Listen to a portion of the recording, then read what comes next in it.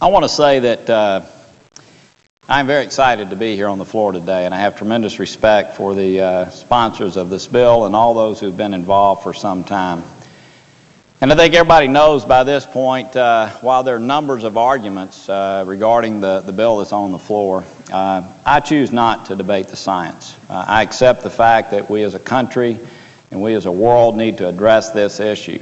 And I want to say that I've spent a lot of time. I came here to the Senate to really focus on the big issues that our country has to deal with. And I saw this as one of those issues, and for that reason, a year ago, accompanied Senator Bingaman to Brussels, to Paris, and London. I sat down with carbon traders, with European Commission members. I met with cement manufacturers, utility providers, and all those involved, if you will, in this debate in Europe. I also was fortunate enough to accompany the chairman, Mrs. Boxer, to Senator Boxer, to Greenland, to see the poster child, if you will, of what this debate in some ways is about. And ever since that time, I have been fixated, if you will, on the goal of figuring out a way that we as a country can put in place policies that allow our GDP to grow. We can continue to ensure a better standard of living for those coming after us, having energy security as a country, and making sure that we have climate security all at the same time. That has been my goal. I've seen actually this debate that's taking place this summer right now as a tremendous opportunity for us to come together as a country and to focus on those things. Some of the things that I saw in Europe were unintended consequences, things like fuel switching that took place when people moved from coal to natural gas and all of a sudden found themselves very dependent on an unfriendly government, Russia, to supply natural gas, and using that political clout, if you will, over some of those countries that were so dependent. And so I really have worked with Senator Warner, with others, to try to craft legislation that I think works for our country. I see this as a tremendous opportunity, I really do. A lot of people think that this is not a good time to be talking about climate change legislation. They say that because we have $4 gasoline at the pumps, this is a terrible time to be talking about legislation of this nature. I actually think this is a perfect time to be talking about it. I think there's a passion in our country exhibited by the chairman to address the issue of climate change. I think there are many people in our country that feel that same way. And I think that Americans throughout our country, seeing prices at the pump, feel very vulnerable as it relates to their own energy security, and realize that we as a country need to have a comprehensive energy policy that we do not have today. And so I see this tremendous opportunity for these two groups that have been at odds for so many years, actually generations, to actually come together and to do something that is good for our country, both from the standpoint of the environment, but also making sure that our country is energy secure. Now, I'm going to say something I know that may not be that well received, but I think this bill, unfortunately, and with all the respect that I have for the sponsors, I think this bill, unfortunately, squanders that opportunity. And the reason I say that this bill squanders that opportunity, instead of addressing those two things that I just mentioned in a pure fashion, instead we've resorted to the old-time politics of making sure that we support various interest groups around our country and spread trillions of dollars around the country to try to win support for this bill. And I think that that is a shame. I plan to offer some amendments that I'll discuss at the right time, but let me make sure that the American people understand what happens with cap-and-trade legislation. And senators, I think most people do, but the fact is that what this bill contemplates is capping the amount of carbon emissions that our country emits, and then reducing that cap over time from the year 2012 to 2050, and establishing a price for that carbon by creating an auction. It's much like if Senator Domenici and I and Senator Warner decided we were going to create a company. And so what we did was we allocated ourselves shares of that company, and then in order to make that company grow, we sold public to enrich us. Those allocations of shares that we allocated to ourselves would enrich us immediately because they become marketable securities. Well, obviously, what this bill does is, number one, it takes in trillions of dollars into the Treasury beginning in the year 2012 through an auction process. In other words, we sell carbon allowances on the public market. The very day that occurs, the allowances that are talked about as if they mean nothing become marketable securities, and they enrich all of those entities that receive those allocations. That's where I think this bill really misses the mark. The auction proceeds that come in this bill, which, by the way, let's be fair, and I'm not going to use words here that are demagogic words, but let's just say for sure that when we pass cap-and-trade legislation, we all understand it increases the cost of energy that is generated through fossil fuels. That's a fact. That's petroleum, that's diesel, that's coal, that's ethanol, all of those things that when they are consumed emit carbon cost more on day one. So the American public is going to be paying for that, okay? Everything that Americans buy, if this bill passes, that has something to do with energy will increase. When they go to the gasoline pump, it'll cost more. When they pay their utility bills at the end of the month, it'll cost more. When they buy food and clothing, it will cost more. Now, what this bill unfortunately does is takes in trillions of dollars. And by the way, the EPA has modeled this based on a price of $22 per ton for carbon in the beginning. And I want people to understand that in essence, today in London, carbon is selling for $41 a ton.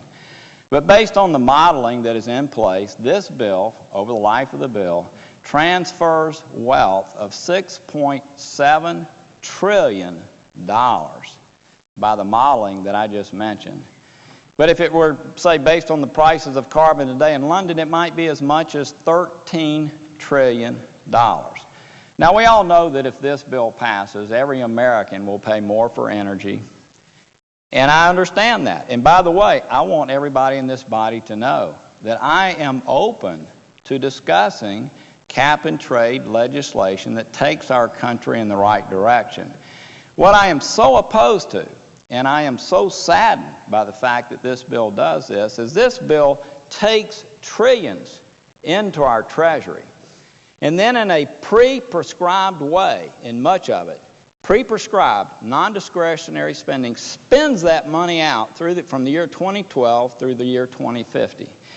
We talked a lot about earmarks in this body. This is, in fact, the mother of all earmarks, or to make sure I'm neutral, the mother and father of all earmarks. This, in essence, creates an entitlement program from the year 2012 through the year 2050.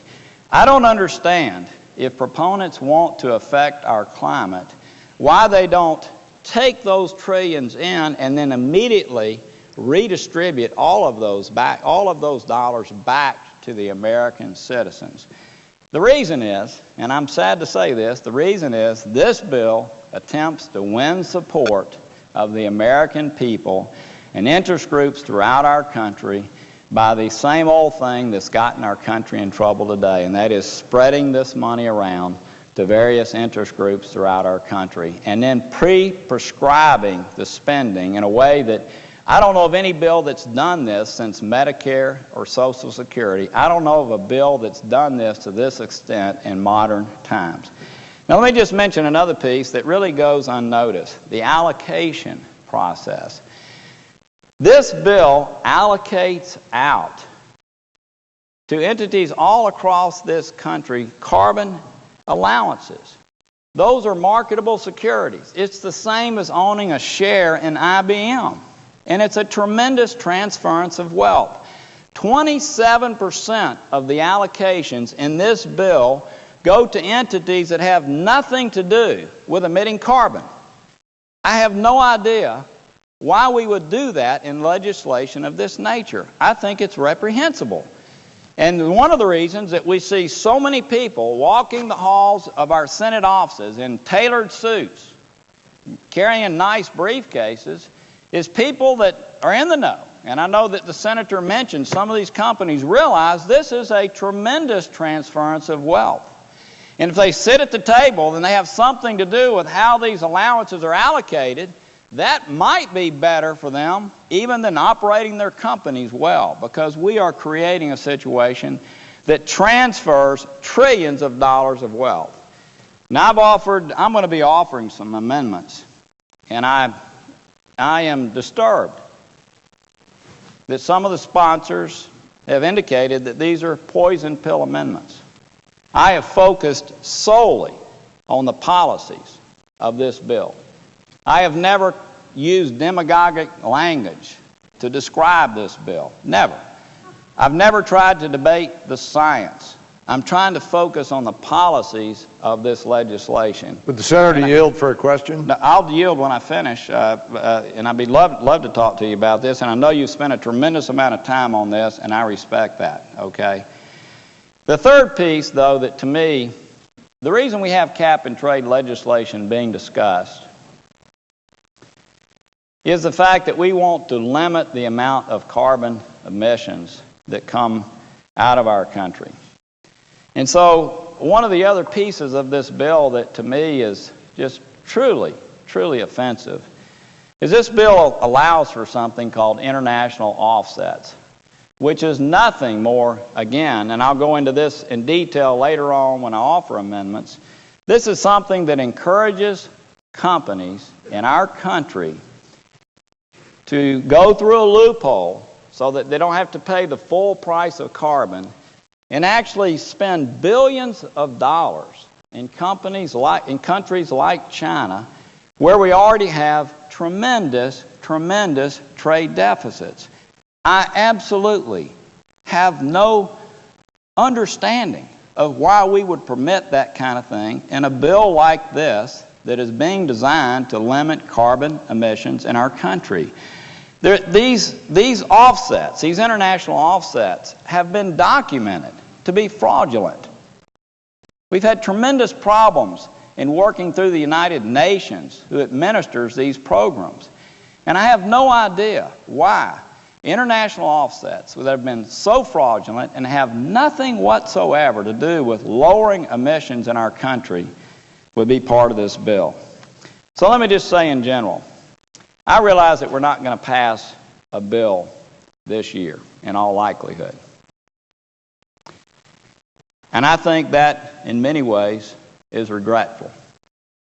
I think we as a country, right now, today, when the American people are feeling very vulnerable, and right now we have many senators in this chamber that have such a passion as it relates to climate security, I think it's regretful that we cannot come together and, as a part of this legislation, add many of the components, for instance, that Pete Domenici from New Mexico, who has led us on, and really create a bill that doesn't just address climate, but also addresses our country's energy security. The American people are looking to us right now to act like adults. I'll have to tell you that I'm not sure as a country, for the last, I don't want to describe the exact number of years, but for some period of time, we have not owned up to our country's major problems. We have not done that. We have a tremendous opportunity in this body this week and next week to really address our country's environmental issues simultaneously with energy security. And I think that's what the American people are looking to us to do. I regret the fact that this bill, instead of being about climate security, instead of being about something that really drives our country towards using technologies that would cause our country to be energy secure, I regret the fact that this bill instead has ended up being about money. It's ended up setting up a command and control economy. Look at these various wedges on this pie chart, and I could show up many, many more. It is an amazing thing that from the year 2012 through the year 2050, Over $1 trillion of this money is pre-prescribed. It's an amazing thing to me that as it relates to technology, there's a 5-person board. Kind of like a group of, I won't even use that, a 5-person board that has been set up to decide where trillions of dollars will be spent. I can't imagine this body approving legislation of this type. And what I hope will occur is that the American people will become aware of what this debate is about. I hope that all of us will have a constructive debate in this body. And my goal is, and my hope is, that we as a body will come together around climate change in an appropriate way and energy security in such a way as those generations coming after us, so that those generations coming after us will have a better quality of life. Mr. President, I know I may have